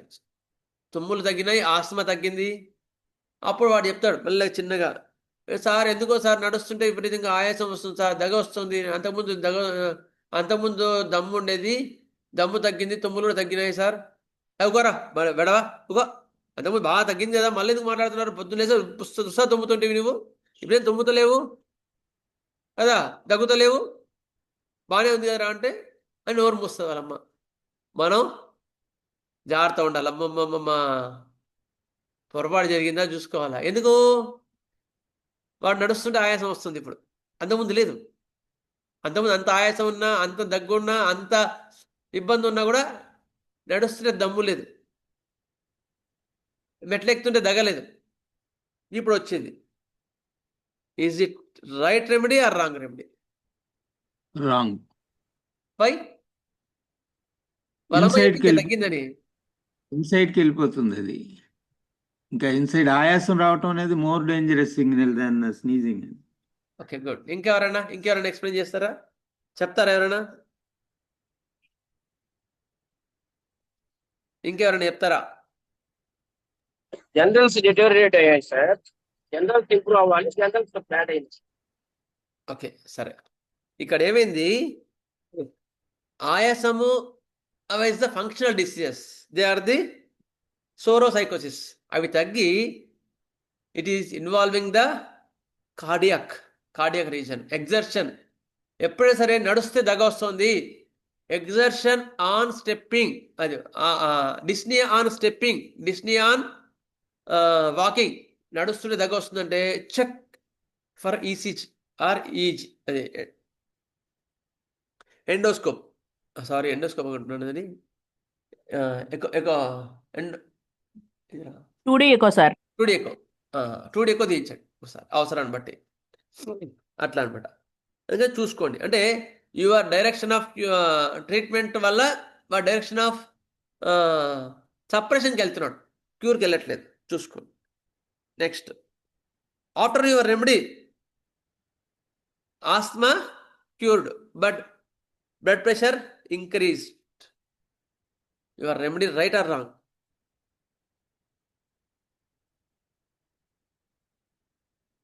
చెప్పండి.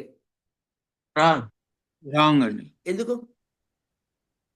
బ్లడ్ ప్రెషర్ అంటే మరి ఇంకా దానికంటే ఇంకా అది హార్ట్ ఇన్వాల్వ్డ్.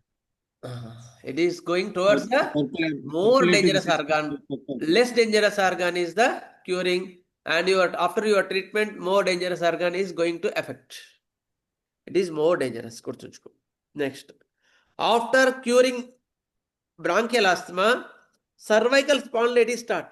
ఇంతకుముందు చెప్పాను కదా cervical spondylitis వచ్చిందని. చెప్పండి, is it good or bad? Why? చెప్పండి. బ్రాంకియల్ ఆస్మా తగ్గి సర్వైకల్ స్పాండిలైటిస్ వచ్చింది. గుడ్. ఎందుకు? ఇది ఎక్స్టర్నల్ కింద వస్తుంది, ఇది కూడా స్కిన్ లాంటిదే. ఈ పెయిన్స్ కూడా టెంపరీగా వచ్చి పోతాయి. స్కిన్ లాంటిదేనా సరే? స్పాండిలైటిస్ అంటే ఏంటి? స్పాండిలైటిస్ అంటే బ్యాక్ సైడ్ పెయిన్ రావడం కానీ, లేదంటే అనేబుల్ టు స్టాండ్ ప్రాపర్ గా, చాలా రకాల స్పాండిలైటిస్ లో. బట్ అక్కడ ఏం ఎఫెక్ట్ అవుతున్నాయి? ఇవేమి nerve affected, nervous spondylitis nervous system అవుతుంది కాబట్టి మోర్ డీపర్ వెళ్తుంది డిసీజ్. ఓకే, సర్వైకల్ అవుతుందండి. సర్వైకల్ స్పాండిలైటిస్ వచ్చింది. Is it good right remedy or wrong remedy? Good direction bad direction? Wrong direction. Why? Nervous system is more interior అండి, interior layer లో నుండి nervous system వస్తుంది. Okay, endothelium నుండి వస్తుంది. Okay, okay. More less dangerous place నుంచి more dangerous ఆర్గాన్కి వెళ్ళింది అంటారు, అంతేనా? ఓకే, ఇంకెవరైనా చెప్తారా? Sir nervous system right direction sir, ఇది రైట్ డైరెక్షన్. ఆస్తమా అంటే లంగ్స్ సంబంధించింది. ఓకే, పిండాభివృద్ధిలో కాబట్టి అది more nervous important than system it. దీనికంటే లంగ్స్ ఇంపార్టెంట్ ఆర్గాన్ కాబట్టి ఇది రాంగ్ డైరెక్షన్ వెళ్తుంది. ఓకే, రైట్ రైటా రాంగా? Right right direction sir. Okay, asthma తగ్గి స్పాండిలైటిస్ వచ్చిందంటే right direction. Okay, next Chandrakant గారు చెప్పండి, డాక్టర్ గారు. సార్ నమస్కారం సార్. పిండాభివృద్ధిలో నర్వస్ సిస్టమ్ అనేది అవుటర్ లేయర్ నుంచి ఏర్పడ్డది సార్. ఓకే, ఇది ఇన్నర్ లేయర్, ఇది లంగ్స్ ఇవన్నీ కూడా ఇన్నర్ లేయర్ నుంచి ఏర్పడ్డాయి సార్. కాబట్టి నర్వస్ సిస్టమ్ వైపు రావడం కరెక్ట్ వేనే సార్. ఓకే, సరే. అయితే మీకు ఏమంటారు దాన్ని, పిండాభివృద్ధి ఎంబ్రియాలజీ పిండాభివృద్ధి శాస్త్రం సార్. ఎంబ్రియాలజీలో ఫస్ట్ ఏవి స్టార్ట్ అవుతాయి? ఫస్ట్ జైగోట్స్ పిండం, దాని తర్వాత న్యూరల్ క్రస్ట్ అంటే సిఎన్ఎస్ స్టార్ట్ అవుతుంది. సిఎన్ఎస్ ఇస్ ద ఫస్ట్ ఏమో, I is the 7th layer. తర్వాత ఏమైంది 6th లేయర్కి వచ్చేసరికి సెంట్రల్ నర్వస్ సిస్టమ్. దాని తర్వాత స్టార్ట్ అయింది ఇది ఎండోక్రైన్. అవి ఆ యొక్క ఆ క్రస్ట్ నుంచి ఫర్దర్ డివిజన్ కోసము హార్మోన్స్ కావాల్సి వచ్చింది. ఎండోక్రైన్స్ 5th లేయర్ కదా. Endocrines is the 5th layer, neuro endocrines. దీని తర్వాత ఏమైంది? దీని తర్వాత వైటల్ ఆర్గాన్స్ వచ్చినాయి, హార్ట్, లంగ్స్ ఇవన్నీ కూడా ఏర్పడ్డాయి. ఏర్పడిన తర్వాత వీటికి ఏం కావాలా? ఆధారం కావాలి. కనెక్టివ్ టిష్యూ ఏర్పడింది, బ్లడ్, బోన్స్, మజిల్స్, ఇవన్నీ 3rd లేయర్. అర్థమైందా? 3rd layer. First layer 7th layer ఏమో ఐ, genes. 6th layer nervous system. 5th layer endocrines. 4th layer organs, vital organs. 3rd layer connective tissue. 2nd layer endoderm అంటే mucous membrane. 1st layer skin. ఇది జనరల్గా గుర్తుంచుకోవాల్సిన విధానం. ఇక్కడ ఏమైంది? మీరు asthma is the functional, organic కాదు. ఇక్కడ బ్రాంకియల్ ఆస్మా తగ్గి నెక్ పెయిన్ వచ్చింది అంటే disease is travelling towards the more dangerous layer. ఇక్కడ ఏంది? Destruction of the bones. Spondylitis అంటే ఏంది? Destruction of the bones. Disc problems తగ్గి నర్వ్స్ ఎఫెక్ట్ చూపిస్తున్నాయి, నర్వ్స్ వస్తున్నాయి. అంటే ఆస్మా పెద్ద డిసీజా, స్పాండిలైటిస్ పెద్ద డిసీజా? స్పాండిలైటిస్ పెద్ద disease. Asthma is the sycosis, destruction of the tissue syphilis. So more destructive డిసీజ్కి నువ్వు డిసీజ్ని పంపిస్తున్నావు. So it is wrong direction. Asthma తగ్గి స్పాండిలైటిస్ రావడం రాంగ్ డైరెక్షన్. ఇంకొకటి 2nd layer, asthma is the 2nd layer. అక్కడ ఇంకా డిస్ట్రక్షన్ ఆఫ్ ది లంగ్స్ రాలేదు. ఓన్లీ ఆస్మాలో ఏం జరుగుతుంది? Constriction of the air passages అంతే. అక్కడ లంగ్స్ ఎఫెక్ట్ చూపించట్లేదు, గుర్తుంచుకోండి. Constriction of the air passages ఉంటున్నాయి అంతే బ్రాంకియల్ ఆస్మాలో. అందుకని మాకు చాలాసార్లు చెప్పేవారు అనమాట, ప్యాథాలజీ నేర్చుకోండి, లేకపోతే మీకు ఇబ్బంది అవుతుందని చెప్పేవాళ్ళు. Constriction of the airways dilate అయ్యి destruction of the bones start అయింది. అంటే కరెక్టా తప్ప చెప్పండి పూర్ణానంద గారు. తప్పు సార్. నేనే wrong sir. You are correct. Good. ఎందుకంటే ఎప్పుడైనా సరే subject is to be learned. మీరు చెప్పడం ఎప్పుడు తప్పు కాదు, నేర్చుకోవడానికి మనం కూర్చున్నాం ఇక్కడ అందరం కూడా. విజయ్ కుమార్ గారు ఓకేనండి? ఇప్పుడు అర్థమైందా? ఫస్ట్ చెప్పింది విజయ్ కుమార్ గారు. Okay sir Vasudev. ఓకే అదండి, అందుకని జాగ్రత్తగా చూసుకొని. జనరల్ గా ఇళ్ళతో కొంచెం వాయిస్ పెంచమ్మా, వాయిస్ పెంచు అనుకుంటాం కదా సార్. వాయిస్ పెంచండి మీది. పేరు చెప్పండి. సార్ నా పేరు అంజమ్మ సార్. డాక్టర్ సార్ మామూలుగా యాక్చువల్ గా ఇన్నట్టు అవుతారు and upward to down word అని మనం అవును, లాస్ట్ టైం చెప్పారు కదా సార్. ఇది మోర్ ఇంపార్టెంట్ ఆ, organs sir. Less important organ. Okay, అది కూడా ఉంది. ఆ, ఆ, ఆ, ఆ, అదే సార్. ఇక్కడ అంటే ఇప్పుడు మనం lungs is least about spondylitis అని మనం అనుకుంటున్నాం కదా సార్. ఓకే, ఇక్కడ ఇది ఎలా పనిచేస్తుంది సార్? అంటే ఇన్నర్ ఇప్పుడు లంగ్ వచ్చి వైటల్ ఆర్గాన్ కదా సార్.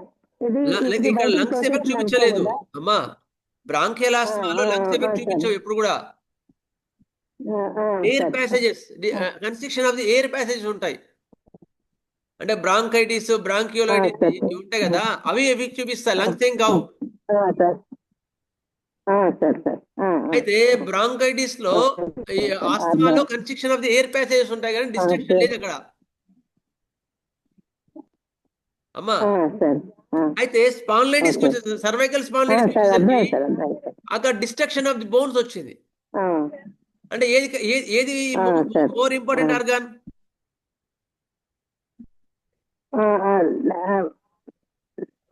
బోన్స్ అనుకున్నాం కదా సార్, అమ్మా? Layer. So important organ bones కదా సార్.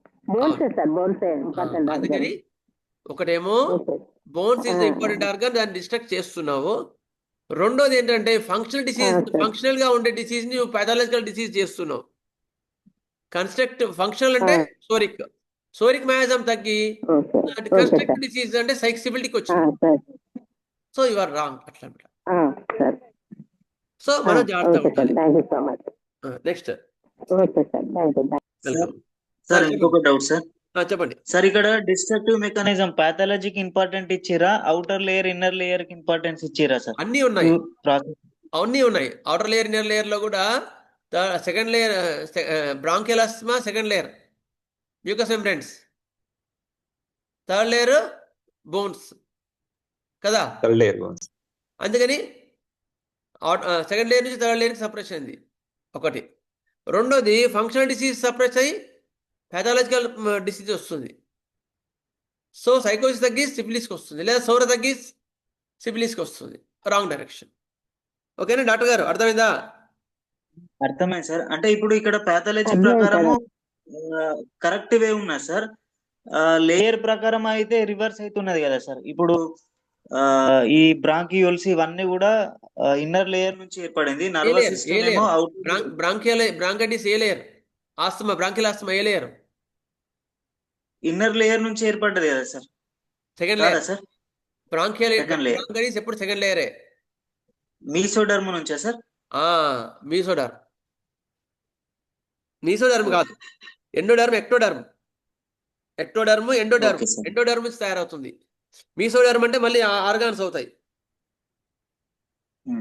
అర్థమైందా సార్? ఆర్గాన్స్ అయితే చంద్రకాంత్ గారు, ఆర్గాన్స్ అయితే మీసోడర్మ్, ఆస్తమా ఎండోడర్మ్. అవును సార్. ఓకేనా, క్లియర్ సార్? ఇప్పుడు బోన్స్ అనేవి మీసోడర్మ్ నుంచి ఏర్పడ్డాయి కదా సార్? కాదు, కనెక్టివ్ టిష్యూ. బోన్స్ ఎప్పుడు connective tissue, third layer. Okay sir.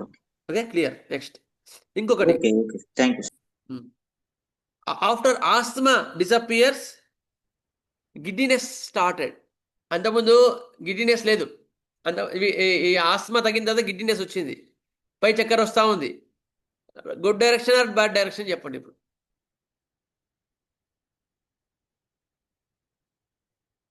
చెప్పండి. ఆస్తమా తగ్గిన తర్వాత bad direction sir. Bad direction. ఎందుకు బ్యాడ్ డైరెక్షన్? ఇది కూడా నర్వ్ సిస్టమ్ నే. కరెక్ట్, ఎగ్జాక్ట్లీ, బాగుంది, కరెక్ట్. ఇక్కడ ఏమైంది, ఫంక్షనల్ డిసీజ్ పోయి ఇది సెకండ్ లేయర్ పోయి ఫిఫ్త్ లేయర్లో నర్వస్ సిస్టమ్ని దెబ్బతీస్తుంది కదా. Nerves are more important than the respiratory tract. ఇక్కడ రెస్పిరేటరీ అంటే లంగ్స్ కావు, మళ్ళీ ఇక్కడ మీసోడర్మ్ కాదు. అందుకని యువర్ రెమెడీస్ రాంగ్. చూసుకొని జాగ్రత్తగా గమనించారు. ఓకేనండి. ఇది మీకు ఇంకేమైనా డౌట్స్ ఉంటే అడగండి, ఎందుకంటే కొత్త టాపిక్, అడగడంలో తప్పేం లేదు. ఎందుకంటే మనకు సీనియర్స్కి జూనియర్స్కి అందరికీ ఉపయోగపడిందండి, ఉపయోగపడలేదా ఈ టాపిక్ మనకి? ఉపయోగపడింది సార్, చాలా ఉపయోగపడింది. చాలా బాగుంది సార్, చాలా బాగుంది, ఉపయోగపడింది సార్, సో మచ్ సార్. అందరికీ ఉపయోగపడింది సార్. ధన్యవాదాలు సార్. చేస్తున్న తప్పులు బాగా ఇర్రెస్పెక్టివ్ ఆఫ్ నేను చేస్తున్న తప్పులు బాగా నాకు తెలుస్తున్నాయి sir. Okay, thank you. Irrespective of అందరికీ తెలుస్తుంది సార్ అది ఉపయోగం. కరెక్ట్. అది తెలుసుకున్న తర్వాతనే ఫస్ట్ భయం అయింది ప్రాక్టీస్ చేయడానికి. అమ్మ ఎందుకురా ప్రాక్టీస్ అనిపించేది. తర్వాత దాన్ని ఓవర్కమ్ చేసుకోవడానికి మళ్ళీ కొంచెం స్ట్రగుల్ చేసుకొని దాన్ని జాగ్రత్తగా గమనించుకొని ఫర్దర్గా ముందుకెళ్తే మళ్ళీ ఇంకొంచెం ముందుకెళ్తే ఇంకా మంచి అభివృద్ధిని ఇవ్వగలుగుతాం పేషెంట్లకి. కొంచెం కష్టపడాలా ఓవర్కమ్ చేసుకోవడానికి. సింటమ్స్ తీసుకోవాలి. ఒక చిన్న రిక్వెస్ట్. అమ్మా చెప్పు. శుభోదయం సార్, చిన్న రిక్వెస్ట్. ఇందాక మీరు లేయర్స్ చెప్పారు కదా ఒకసారి పాథాలజీది, ఒక్కసారి వరుస ఒక్కసారి మళ్ళీ రిమైండ్ చేయాలి. సరే, ఒక్కసారి మీకు చాప్టర్ ముందు పెట్టే చెప్తా, ఇంకా గుర్తుంటది.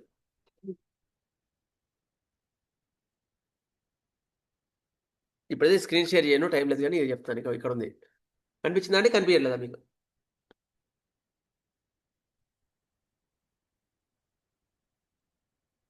ఒక్క నిమిషం. కనపడుతుంది.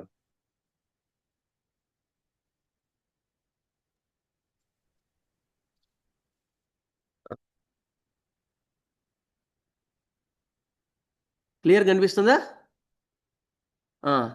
ఫస్ట్ జీన్స్ అంటే 2 కణాలు, 2 స్పెర్మ్ అండ్ ఓవరీ 2 కలిసిన తర్వాత 2 కణాలు జైగోట్గా మారుతాయి. జైగోట్ మారి ఐ అనేది ఏర్పడుతుంది. అక్కడ కాన్షియస్నెస్, అది I first layer, 7th layer. అది ఇక్కడ 7th లేయర్ ఉందా?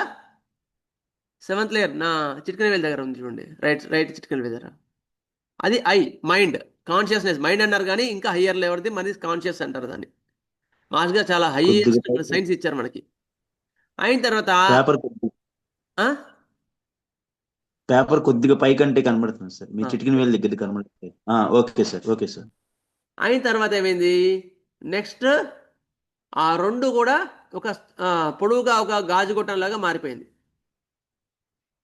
పై గాజుగొట్టంగా మారిపోయినప్పుడు అక్కడ ఏమైంది, న్యూరల్ క్రెస్ట్, సహస్రారం నుంచి మూలాధారం వరకు ఒక పొడవుగా ఒక లేయర్ ఏర్పడింది. దాన్ని ఏమంటారు? న్యూరల్ క్రెస్ట్ అంటారు. అది 2nd layer. 6th layer central nervous system అంటారు. అది నెక్స్ట్ అవి డెవలప్ కావడానికి, ఫర్దర్ డెవలప్మెంట్ కావాలి, ఏం కావాలి? ఎండోక్రైన్స్ అంటే హార్మోన్స్. అదేంది? 5th layer thyroid stimulating hormone అనుకోండి, గ్రోత్ హార్మోన్ అనుకోండి, ఇలాంటివన్నీ కూడా చాలా ఉంటాయి. పిట్యూటరీ హార్మోన్స్, అది గ్లూకగాను, ఎండోక్రైన్స్, ఇవన్నీ కూడా 5th లేయర్కి సంబంధించినవి. తర్వాత అవి దానివల్ల ఏమైంది, టిష్యూస్ అన్నీ పెరిగినాయి. పెరిగిన తర్వాత వాళ్ళకి ఏమేమి కావాల్సింది? వైటల్ ఆర్గాన్స్ కావాల్సి వచ్చాయి. వైటల్ ఆర్గాన్స్, హార్ట్, లంగ్స్, ఇవన్నీ కూడా వైటల్ ఆర్గాన్స్. ఇవి 4th లేయర్. 4th లేయర్కి వచ్చేసరికి ఇవన్నీ వచ్చినాయి. ఇవన్నీ కూడా సో ఆల్మోస్ట్ నర్వల్ సిస్టమ్ ఏర్పడింది, ఎండోక్రైన్స్ వచ్చేసాయి. తర్వాత ఇంపార్టెంట్ ఆర్గాన్స్ అన్నీ ఏర్పడ్డాయి. ఏర్పడిన తర్వాత ఏమైంది, వాడు నిలబడడానికి సపోర్ట్ కావాల్సి వచ్చింది. సపోర్ట్ కావాల్సి వచ్చి అక్కడ బోన్స్ అండ్ మజిల్స్ అనేవి ఏర్పడ్డాయి. ఇది 3rd లేయర్. అయిన తర్వాత ఈ బోన్స్ అండ్ మజిల్స్ ఏర్పడిన తర్వాత లంగ్స్కి కానీ, హార్ట్కి కానీ, స్టమక్కి కానీ కనెక్టెడ్ టు అవుటర్ వరల్డ్ కావాలి కదా. ఈ అవుటర్ వరల్డ్ని, దీన్ని అవుటర్ వరల్డ్కి ఒక మ్యూకస్ మెంబ్రేన్ లాగా, ఒక పైప్ లాగా బయటకు వచ్చేసాయి. దాని యొక్క అవుటర్ లేయర్ని, ఆ యొక్క లేయర్ని ఎండోడర్మ్ అంటారు. కనిపించిందండి? ఎండోడర్మ్ అది 2nd లేయర్. ఎండోడర్మ్ ఏర్పడిన తర్వాత స్కిన్ అనేది ఏర్పడింది బయటికి మొత్తం కూడా, outer world which is export to the outer world. అది స్కిన్. ఇది ఈజ్ ద ఎక్టోడర్మ్. ఇది అది స్కిన్ అనమాట. అర్థమైందండి? ఇది మొత్తం క్లియర్గా మీకు? ఇది ఏమంటారు? పిండోత్పత్తి శాస్త్రం, ఎండోక్రైనాలజీ, ఎంబ్రియాలజీ. క్లియర్ అండి? తీసేనా? ఓకే, ఇదే అండి మనకి ఎంబ్రియాలజీ ప్రకారం మనం డైరెక్షన్ ఆఫ్ క్యూర్ని చూసుకోవచ్చు. అదండి. ఇంకా డౌట్స్ ఏం లేవు కదా? అర్థమైందండి ఈ సెషన్ మనకి? అర్థమైంది సార్. బాగా అర్థమైంది. ఎవరికైనా లేయర్స్ మళ్ళీ ఒకసారి ఇంకోసారి మళ్ళీ చెప్పాలి సార్. లేయర్స్ కొంచెం సరే చెప్తాను నేను మళ్ళీ ఒకసారి చెప్తాను. ఇప్పుడైతే ఇప్పుడు ఈ టాపిక్ మనకైతే ఉపయోగపడింది కదా జూనియర్స్ కి కానీ చాలా సీనియర్స్. చాలా చాలా చాలా యూస్ఫుల్ సార్. ఓకే, అంటే అంటే నా ఉద్దేశం ఎందుకు అడుగుతున్నాను మళ్ళీ మళ్ళీ అంటే ఈ సార్ ఇక్కడ డైరెక్షన్ లో జూనియర్ మళ్ళీ సీనియర్ నేర్చుకుందామని. అనేది సార్ సార్ సార్ ఇక్కడ జూనియర్ సీనియర్ అనేది లేదు సార్. ఎప్పుడూ నాలెడ్జ్ అనేది తడుతూ ఉండాలి మైండ్కి. ఒకసారి నా తర్వాత రెండోసారి విన్నట్టు అనిపించినా కూడా మీరు మళ్ళీ రిపీట్ చేసినప్పుడు చాలా క్లారిఫికేషన్ వస్తుంది. అది ఎవరని చెప్పుకోము, ఎందుకంటే ఏజ్డ్ వాళ్ళు కానీ మరీ చిన్న పిల్లకాయలు చెప్తారు కానీ ఇటు అందుకనంటే ఎప్పుడు చెప్పినా అది ఇంకొంచెం 20% నాలెడ్జ్ ఉంటే మరి రిపీట్ చేసినప్పుడు 30, 35, 40 అట్లా వస్తుంది. అది ఓకే అండి, ఇదేనండి సార్ గ్రూప్ లో సార్ పెడతారా సార్ అది? సరే పెడతాను. Excellent information sir. ఇప్పటిదాకా ఇలాంటి ఐ ఓపెనర్ లా అనిపించింది class. Thank you. Really hats off sir. స్వస్తి ప్రజాభ్య పరిపాలయంతాం న్యాయేన మార్గేణ మహీం మహిషా గోబ్రాహ్మణేభ్య శోమస్తు నిత్యం. లోకా సమస్తా సుఖినో భవంతు. లోకా సమస్తా సుఖినో భవంతు. లోకా సమస్తా సుఖినో భవంతు. ఓం శాంతి శాంతి శాంతి. జై శ్రీరామ్, జై హింద్ మాత. నెక్స్ట్ క్లాస్ లో మీకు cold and complications of the cold and calves, ఎలాంటి కేసెస్ లో మీకు కోల్డ్ కాంప్లికేషన్స్ వస్తాయి, ఏ రెమెడీస్ ఇండికేట్ అవుతాయి, ఎందుకు కాంప్లికేషన్స్ వచ్చే కాన్స్టిట్యూషన్స్ ఉంటాయి, అవన్నీ మీకు క్లియర్ చెప్తాను. ఓకేనా అండి? Okay sir. Vasudev. Thank you very much. Thank you so much sir. ధన్యవాదాలమ్మా. నమస్తే.